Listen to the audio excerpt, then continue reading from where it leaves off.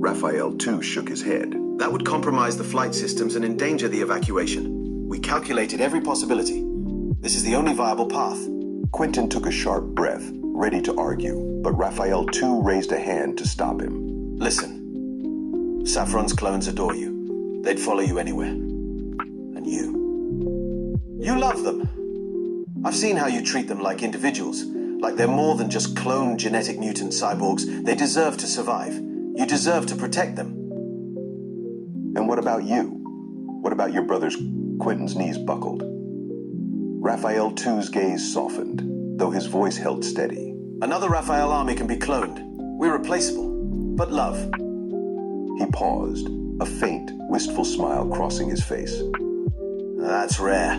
I've known what it's like to crave love, to fall completely and utterly in love, but I don't think Master ever loved me. She was. Just a nymphomaniac.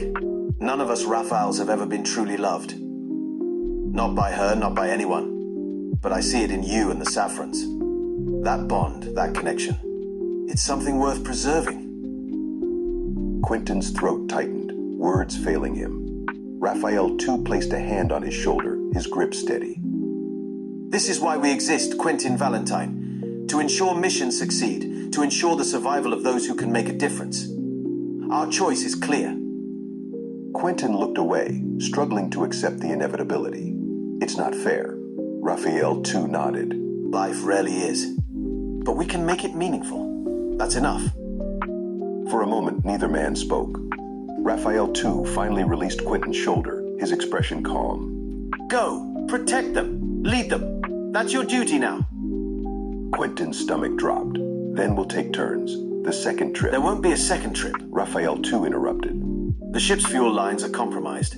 If the particle beams breach the core, it will detonate before we clear the blast radius. Quentin's heart pounded. Then we can't just leave you here. We must.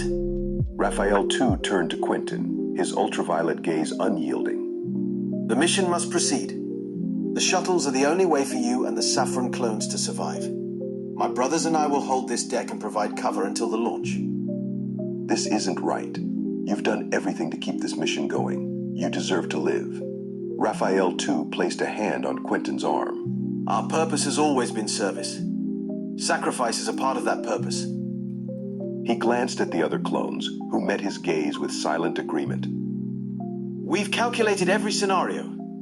This is the only logical outcome. Quentin shook his head, anger and sorrow warring within him. You're more than numbers. We're soldiers. Raphael, too, said firmly. And this is what soldiers do. A sharp jolt rocked the evacuation deck, throwing sparks from the ceiling panels. The overhead lights flickered. Pressure dropping on deck 7. A voice announced over the intercom. Hull breach imminent. Raphael, too, stood steady, even as the ship trembled. Quentin, you need to move now.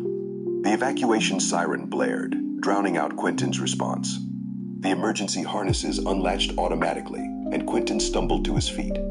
Around him, the Raphaels remained seated, their expressions serene. A lump formed in Quentin's throat as he took one last look at the clones. Each one of them sat with quiet dignity, their hands resting on their knees. None of them moved to follow. As he turned toward the shuttle bay, Quentin felt Raphael, too,'s hand on his shoulder one last time. Make it worth it.